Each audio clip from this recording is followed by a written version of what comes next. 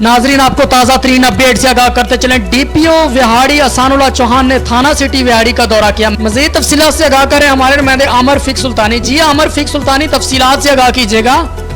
जी, district police officer Ahsanullah Chauhan ने थाना city Vehari के हदूद वाई ब्लॉक पीपल कॉलोनी का दौरा किया और 7 मुहर्रम के हवाले से निकाले जाने वाले जुलूस के रूट और सिक्योरिटी इंतजाम का जायजा लिया।